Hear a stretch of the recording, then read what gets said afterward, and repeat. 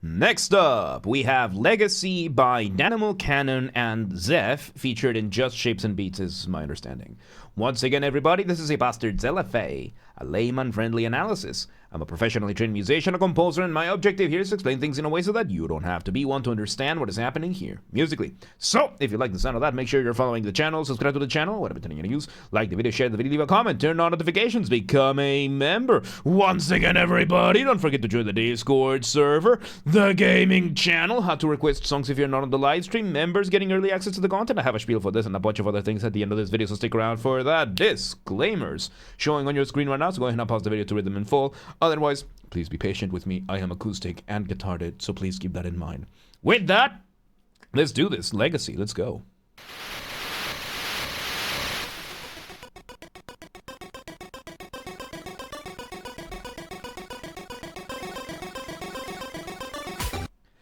Okay, so we start with a little bit of static. We're using what is called chiptune, which is these retro-sounding synths.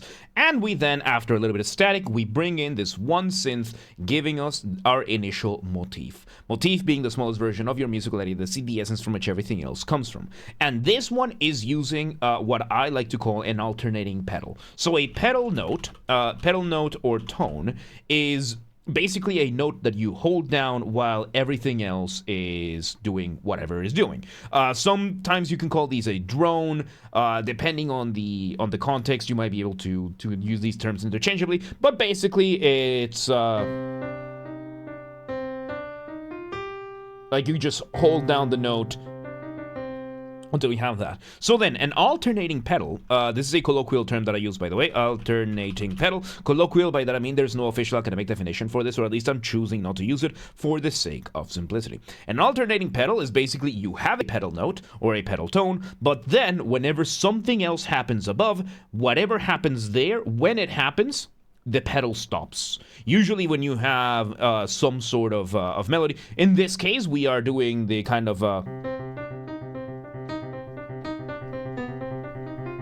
that kind of thing where we're bouncing back and forth between the two. We are then moving back and forth between the chords. We are switching between two pedals so that we get this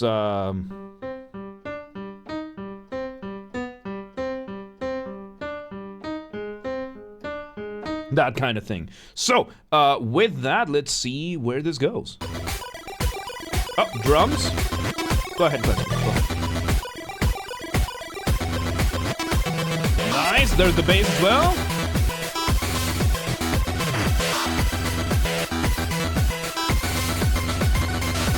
Okay, so we now bring in the drum and bass, the bass having a few extra glitches there, so that gets a little bit of extra motion to the rhythm as well. Then we do one of the easiest ways of building tension with your melody, which is to just play it again higher. When you're making music, of course, you're doing one of two things. You are building tension or you're resolving that tension. That point in between, we call the cadence.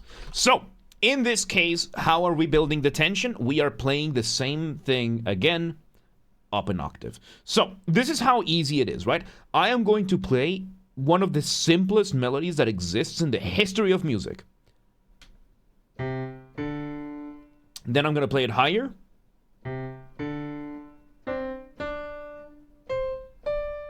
And just by playing it higher, it now feels more intense.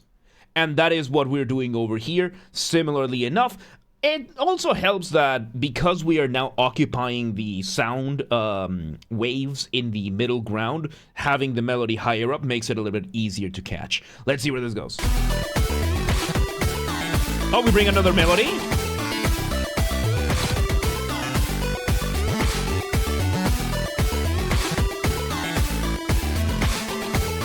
Okay, so we now have a proper melody coming in, giving us variations on the motif, I believe, like actually doing full melodies with this, doing some elongations of the motif, I would say. So an elongation is a way that you can develop your material in which you play you make a slower version of something you've done before. So the first version was a lot faster, and this one, kind of melody that we're doing, kind of rhythm that we are doing, and we're of course exploring the melody a little bit more. Let's see where this goes. sliding notes there, very nice. A lot of variation in the drum beat too, yeah. Ah, very nice. Adding extra layer there.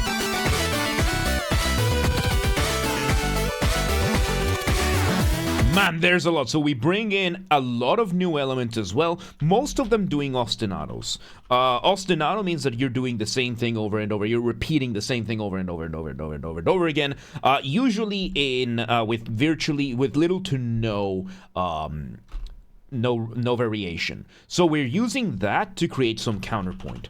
Counterpoint being the study of melodies, the art of melodies, how they are, how they develop, how they interact with one another, usually in the context of multiple melodies at the same time. In this case, you can hear it, right? The original version of the motif, how it is when it's being in the ostinato, how it reflects against the new version of the motif. We are adding a couple of extra adornments here and there. Really, really beautiful. Let's see where this goes. All right, more bass heavy this time. Some extra adornments. Omar, welcome to How you doing? Good to see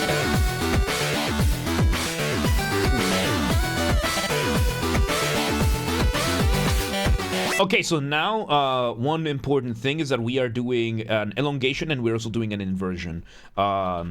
We're doing an inversion of the motif. Inversion is another way that you can develop your material in which you take melodically at least, where you take the melody that you're doing and you do it upside down. You flip it upside down, kind of like putting a mirror above it, right? So let's say if we had this melody over here, then if you invert it, you would be playing it upside down.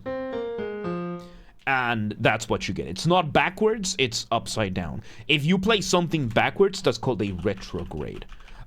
Which in this case, if we were to do this version of melody, the retrograde, the inversion, and then retrograde inversion, and there you go. So, when am I going to review The Angel by Kakula? Maybe during the full-time experiment, because that's the really long one. That's like 40 minutes long, right? Like something like that. So that one we might do during the full-time experiment. Like we might do like a full, just one day going through the individual tracks of it. Anyway, let's see where this goes. Nice, Amaya, nice. All right, a lot heavier. It's 55 minutes long? Okay, there you go. It's 55 minutes, and we've done sections of it already. We've done sections of it, so I think we could do eventually a full stream, like during the full-time experiment. That is probably one of the things we're gonna do. That's probably going to be one of the things we're gonna do. Anyway, let's see where this goes. So we dropped the beat. We dropped the beat here, and by the way, we dropped the beat, and it's working really well. Even though we have the chip tune, it's working really well. So, when you're making music, you want to keep a careful balance between what is familiar and what is new. Too much familiarity, too much repetition, too much of the same thing, you risk boring the listener, they tune out. Too much new material too quickly, you risk overwhelming the listener, they tune out. There is one universal exception, no matter the style or genre, which is solos. You bring in a solo, and as long as it sounds cool enough and it fits enough, you can get away with almost anything. Then, electronic music has one additional exception, which is dropping the beat. You drop the beat, and as long as it sounds cool enough and it fits enough, you can get away with introducing almost as much as you want. So, let's see where this goes. Nice, John. Appreciate it. I'm glad to be in service.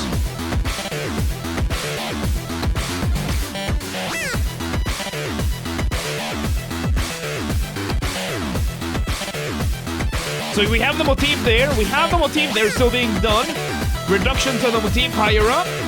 So reductions being the opposite of elongation, where you play a faster version of something you've done before, and this one is bouncing back and forth between higher and lower notes, while the bass drum and the bass and the whoop whoop bass, the chiptune whoop whoop bass itself is also going high and low. Really cool. Let's see where this goes.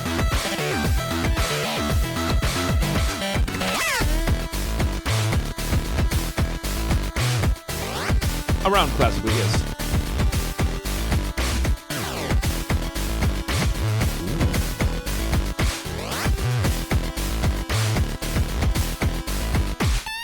Oh, this was so cool. So yeah, we add this transition over here, and we do a rhythmically similar, we bring the motif with an ostinato, but the way we do the motif over here is that we have a perceived polyrhythm. So we change the rhythm of it and we introduce it as a polyrhythm.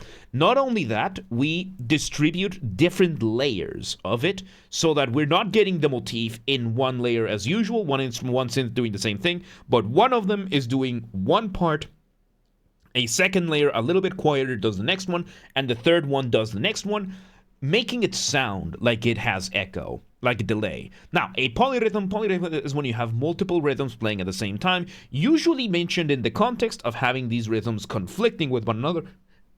Where this conflict is what makes them sound cool.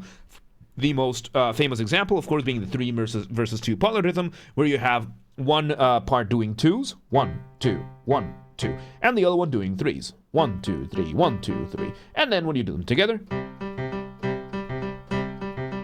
you did this kind of stuff. Right now, in a more advanced way, we are doing something similar, but we are hiding the motif, and we're basically emulating echo with this, where each layer of the echo is another note of the motif.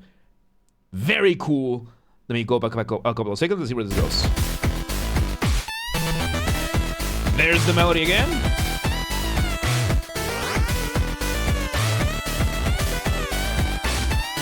This is very clever. Okay, so we basically start doing what we did in the first section, but instead, we are doing it under the new rhythm. On principle, we're basically doing the same thing. We are introducing a melody that is variations of the motif on top of an ostinato of the motif itself, with the drums and bass doing their thing. We are doing the same thing, but different. Let's see where this goes.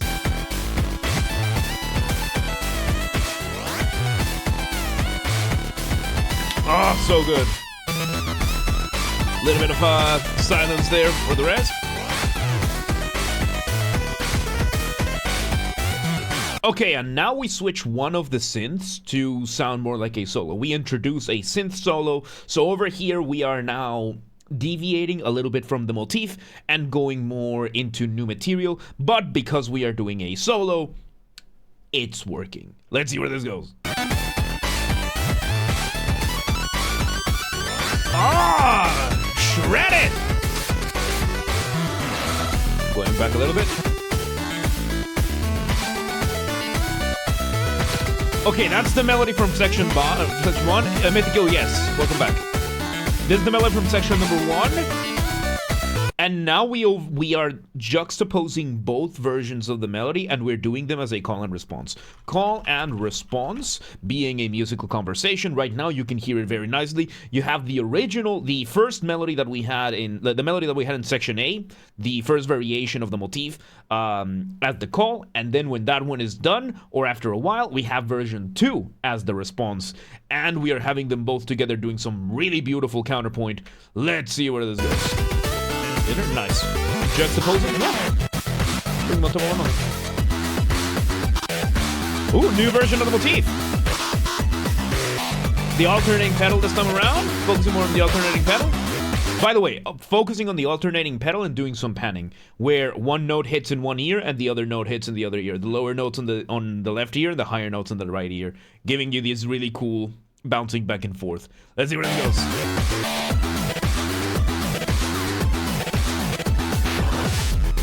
Allowing the bass to do the thing, we bring things down.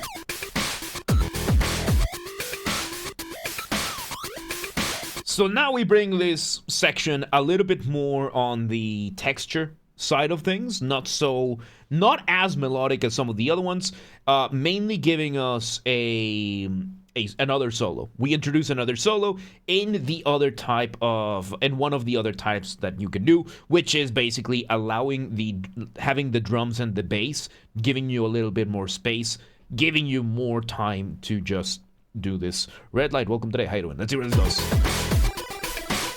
There's the original motif. Variation of the original motif. The alternating pedal is changing around. Nice. So yeah, this variation of the motif is going all over the place, and we are doing a lot of sequencing. Sequencing being another way that you can develop your material, in which you play the same melodic idea just from a different starting point. So, in the case of, let's say, a simple melody, if we were to have this as a motif, then we would repeat the motif in a different starting point. You can also do partial sequences,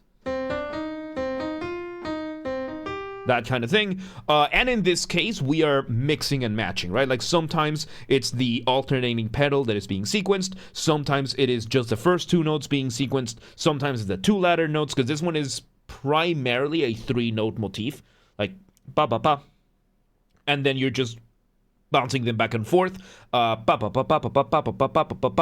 are having that kind of motif, and we are doing different combinations of the sequencing, moving it around, mainly to help it fit the chords that we are playing. So, yes, World Band, yes it is. Let's see where this goes. And we're doing more of a drop with the drums? More bass heavy, definitely. Nice. Yeah, makes it sound more like a solo with this motif like doing. Oh, a little bit of glitching there. There's section 1 melody. It's such a good melody. I really like the slide in the melody, dude. So the slide is those little notes, the da-da-da-bwam kind of thing. That is a slide. Because when it comes to Western music, we are limited to the 12 tones of the chromatic scale, which is going to be all the white and black keys in the keyboard, right? Where the smallest distance between notes is the half step or semitone. This is the smallest distance that we have, but that doesn't mean that is all there is to it. There are still frequencies between the notes, and a slide usually is when you move from one note to another and just playing all the frequencies in between. This is particularly easy to do in synths, in violins, fretless basses, that kind of stuff. Usually a keyboard will have a little, one of the knobs on the left side. So if you look at a key station 49, a key station 49, which is one of these MIDI keyboards that you can get, you can see over here on the left side, let me open this a little bit more, you can see on the left side of the keyboard you have these two knobs. One of these you can make like a volume knob, and the other one is one that is centered, so that it always goes back to the center. And this one you can use to slide the notes up or down. I think if I bring like a violin sample, I can do this. Where's my strings? Here's my string, a solo violin. Yes, let me replace. So if I were to play the violin here,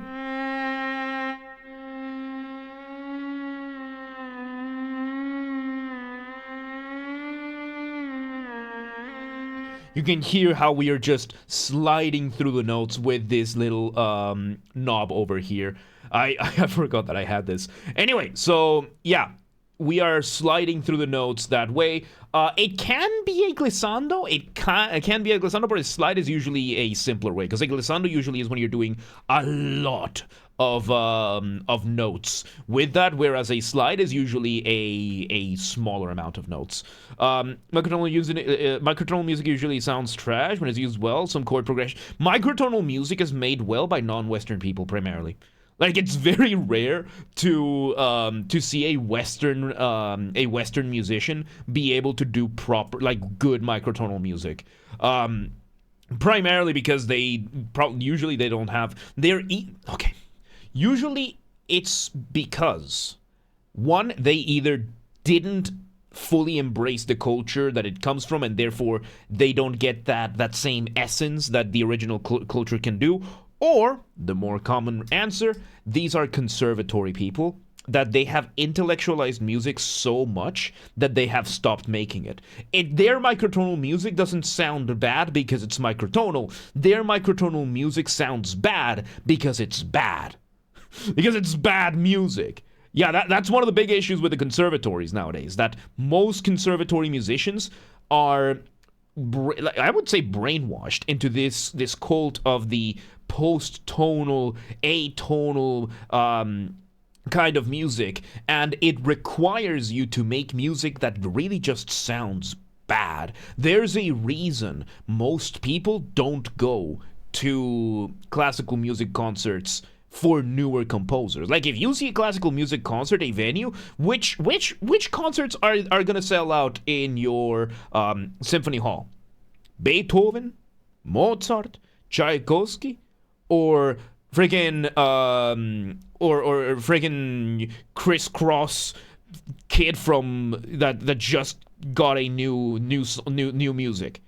Or Ligeti. Ligeti is the one that made me walk out. Cool girl, welcome today. How you doing? I'm doing all right. Penderecki, these kinds of people, right? Who do you think who are people gonna watch if they show up at all? Like, this is it's another reality that the conservatory people don't want to acknowledge, that theirs is a dying art, not because the art is fading, but because they are killing it. And it's one of the most frustrating things. There are new musicians that are turning things around. There's Unique Tanzil, there is Jacob Collier, and they are actually turning things around because they decided to not listen to the conservatories and make good music anyway. You know where the good symphonic music is right now? Film and video games and TV. That's where the good music is. The other ones, they're all trying to be the next John Cage or the next Penderecki or the next whoever the hell. And in the process, they are now caught in this massive circle jerk where they all have to pretend to like each other's trash music that nobody but themselves shows up to, in hopes that they are the ones that get the next fellowship money. It's a pyramid scheme. So yeah, to close that, no, it's not that, and these people end up getting into microtonal music, and it's not that their microtonal music is bad because it's microtonal, it's bad because it's bad. So yeah, what are we talking about? I mean, we're still analyzing this one, but I got put in a tangent. Let's continue. So yeah, there's those slides. Slides are microtonal. Who started this? World Bat. Ooh. Okay, so now we are in the climax of the piece. The climax is usually going to be within the last 1 to 2 minutes of your piece, and you want to make it as bombastic, as epic, as climactic as possible, of course. In this case, we are bringing that section 1 melody, we are bringing some of the stronger bass and drums that we've had before, and a lot of the other elements, a lot of variations of the initial motif that we had, and it sounds really good. Let's see where it goes. Both the high and the low version of the motif, of the melody. Alright, switching to a whoop whoop, drop beat drop for the outro. Oh, the motif is one of the ostinatos that was higher up from before. We are still using previous material. Oh, this is so good. How are you gonna do this? We have that descending line from before. Back up. Oh, we sneak in one last bit of the solo. And how are you gonna end this? We resolve it one more time, one more slide, and there you have it. Oh, that was fun. There you have it. That was Legacy by Danimal, Cannon, and Zeph, featured in Just Shapes and Beats, is my understanding. That was really fun. That was a really good use of reusing your material. Like, we had 2 main melodies, and then we had these 2. So the figurativity is slowly dying in the Western music sphere, hence why I mainly listen to exclusively Eastern music recently, because there's people who are not afraid of making the convention that conservatives... It's not conservatives, it's conservatories. Different, very different, very different, because if these people were conservative, they would be trying to keep the flame that Bach and Mozart and Beethoven had lit. These people have many things. Conservative is not one of them. These are the types that just want to be the next John Cage. Anyway, so yeah, I completely see it, and there are people, there's talent out there. Like right now, as I said, Unique Tansil, Jacob Collier, Seven Spires, Adrian Cowan, Jack Costo, Pete DeReyna. These 3 guys are making some insanely good music. There are so many incredible Western bands and artists. Most of them are not in the conservatories. So you got them mixed up? Yeah, no. And right now I'm just giving you shit for that distinction, right? Because if these people were conservative in any way, the keep the flame alive type of conservative, they would be fighting to bring back the days of Tchaikovsky, the days of Liszt, the days of Beethoven and Mozart and Bach. But they're not, because they're a bunch of self-centered, egotistical maniacs and divas that just want to be the next one that gets the fellowship money. And that's it. That's it. Anyway... With that, there you have it. Legacy by Danimal, Canon, and Zeph, featured in Just Shapes and Beats, my understanding. Once again, everybody, this has been a Basterd's LFA, a layman-friendly analysis. I'm a professionally trained musician and composer, and my objective here has been to explain things in a way so that you don't have to be one to understand what's happened here, musically. So, if you're watching this on the YouTube video archive, thank you for watching. Make sure you're following the channel, subscribe to the channel, whatever button you use. Like the video, share the video, leave a comment, turn on notifications, become a member. Once again, everybody, don't forget to join the Discord server. That's where everything gets announced first, whether it's the streams going live, the videos going up at the channels, updates, projects, giveaways, everything gets announced first in the Discord. Of course, we have the community there. We hang out, we chat, we steal memes from other people's servers, claim them as our own, and where I host the Vintage Story community server. It used to be a Minecraft mod. Now it's its own standalone game. I love it. I prefer it. I'm not sponsored by them or anything. I just really like the game, to the point that I built a PC just to host a server for it, right? The server of which is available. Join via my Discord server. Join the Discord community today in general. Linked in the description. Also share these videos with everybody that you know. Use the hype function on YouTube. We have a group on the Discord that coordinates for that. Linked in the description. Help the channel grow. Members get early access to the content. I schedule the videos for the week on Saturdays, and if you're a paid member on YouTube, regardless of your tier, you get access to the videos when I schedule them, at least for the LFAs. So become a member today. If you want to listen to this without me interrupting every 3.5 seconds, I'll be linking in the description down below.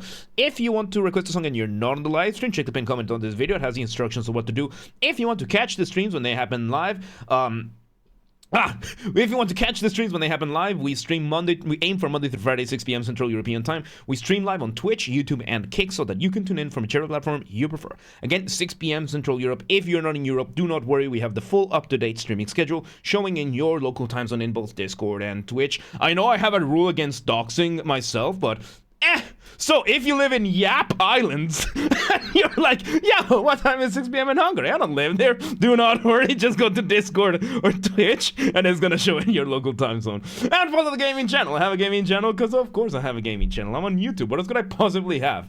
Games are Basterd.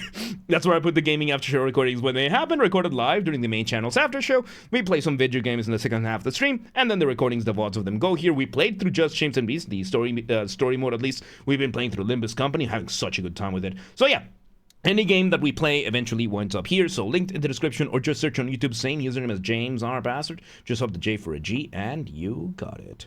And yeah, there you have it. Legacy, Danimal, Canon, Zeph, Just Shapes and Beats. That was awesome. I loved it. Really good stuff, man. Really good stuff. But yeah, let's move on.